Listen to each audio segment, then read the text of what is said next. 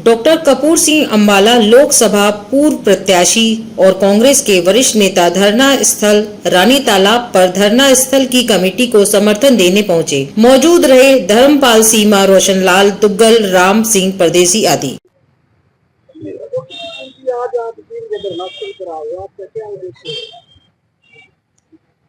देखिए, जींद में मेरा आना जाना जो है ना बहुत पुराने समय से है और हमारे जो साथी हैं धर्मपाल सिंह जी, ये मेरे साथ बहुत पुराने समय से ही, उसी समय से, जब से मेरा आना जाना उस समय से जुड़े हुए हैं।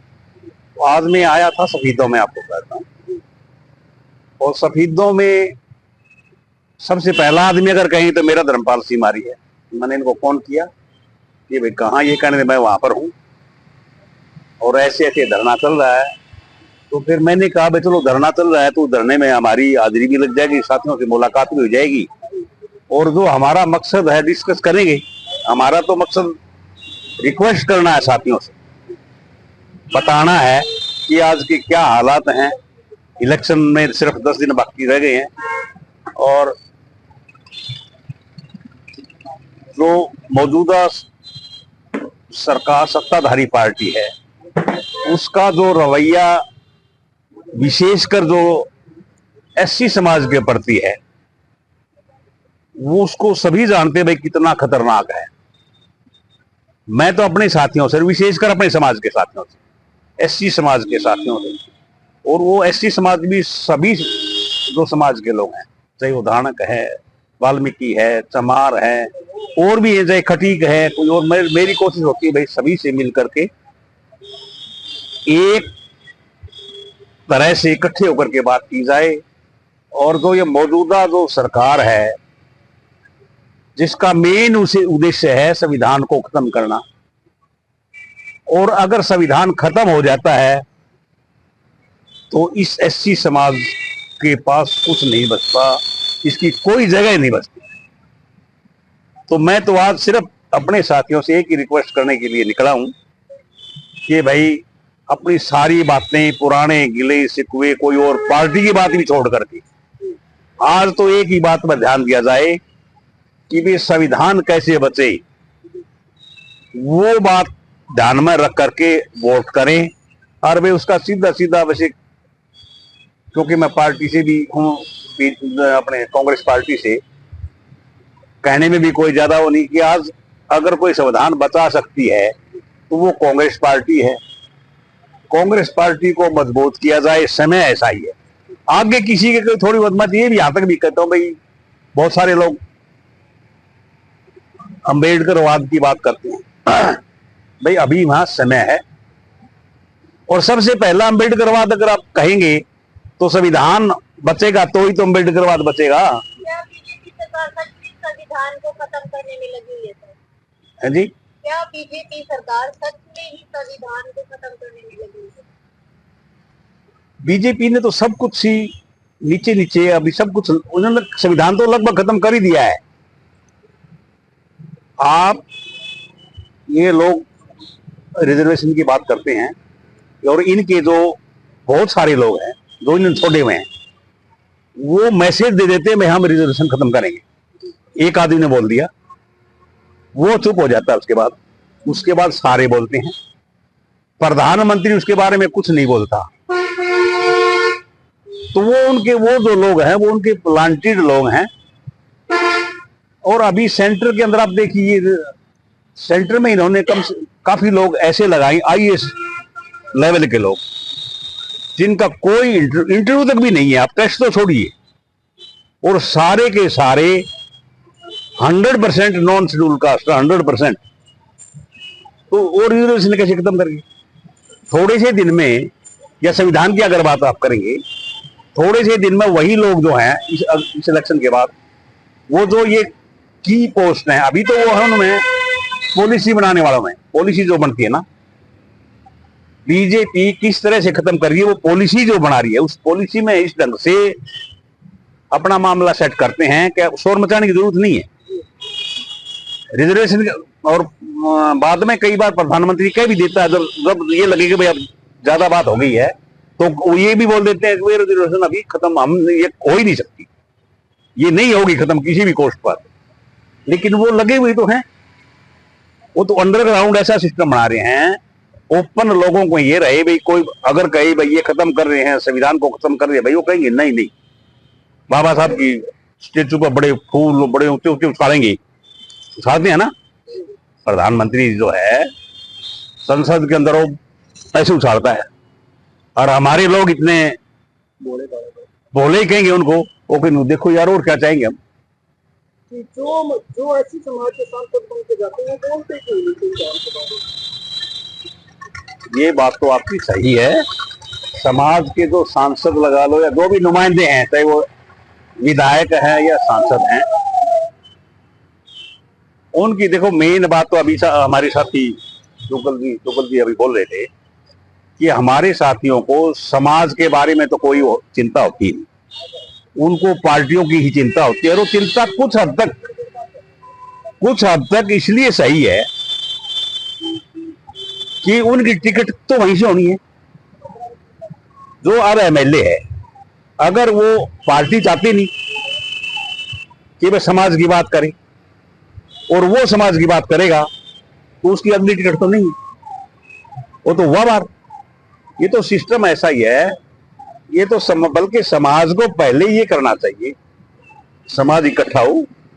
जैसे यहाँ साथियों ने बताया भाई, काफी हद तक समाज में बात चली है एकता की, समाज इकट्ठा होकर के जिसको भी आपने अपने समाज की बात करो जिताना है, उसको पहले ये एहसास करवाओ कि भाई समाज ही है, हम आपको जिता रहे हैं,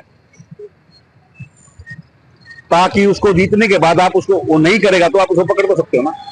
अब हम क्या करेंगे, हम वो अभी जैसे कांग्रेस की बात लगा लो आप, अब जो एससी समाज के लोग हैं, बिना कुछ कहे बिना कुछ करे बहुत सारे लोग अब पार्टी की तरफ, कांग्रेस की तरफ जा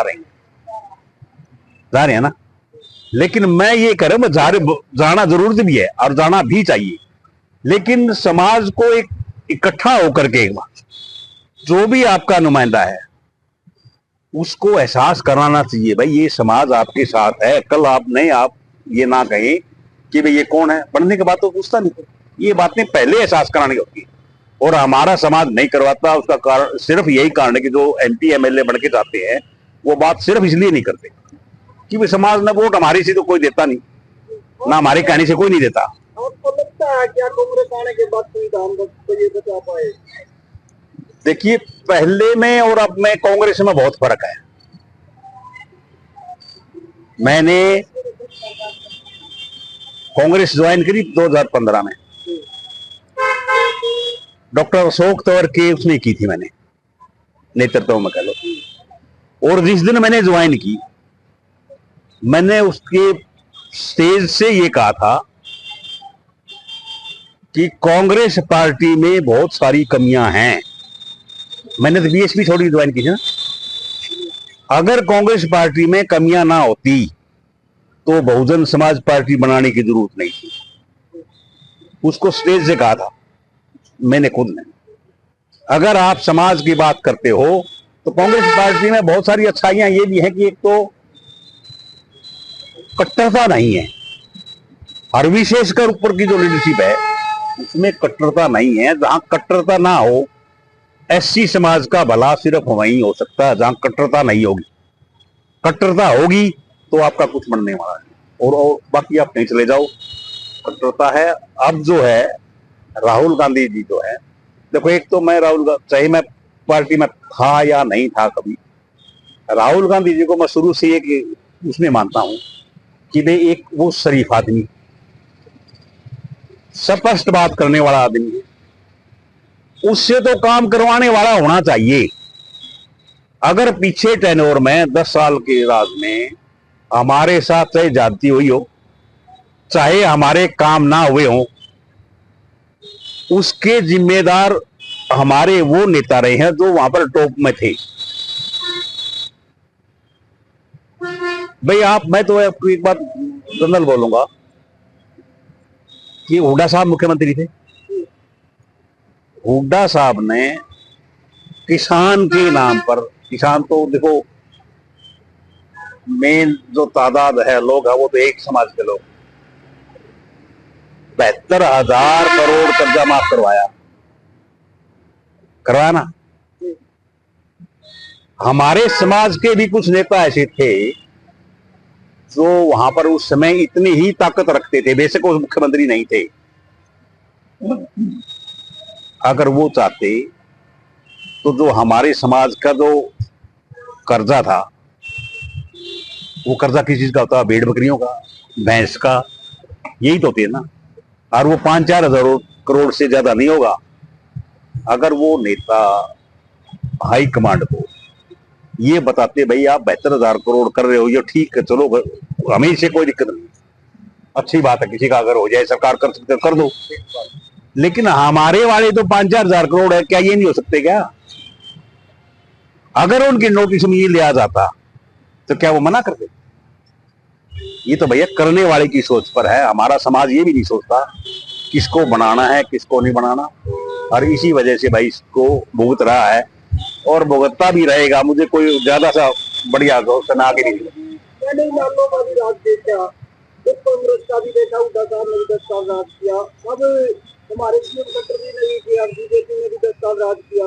जब भी वोट मांगने आते तो किसानों की बात करते हैं, किसानों का कर्जा माफ करेंगे, किसानों का ये करेंगे, लेकिन मजदूरों की कोई भी बात नहीं करता। हम इनको इतनी लेबर करेंगे, इतनी दिहाड़ी करानी या इनके कर्जे माफ करेंगे।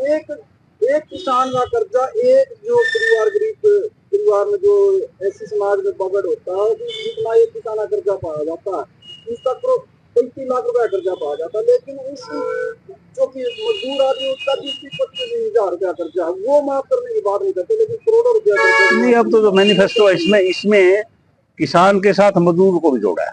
अब तो मजदूर का अलग नए जो उन्होंने 5-7 उसमें वो मजदूर की भी अलग बात समझता हूँ। अब अकेला वो नहीं है, किसान है, किसान का भी है अलग से, लेकिन मजदूर का भी है। अब मनरेगा मजदूर के दिहाड़ी की बात आप कर रहे हो, 400 रुपया लेकर है ना,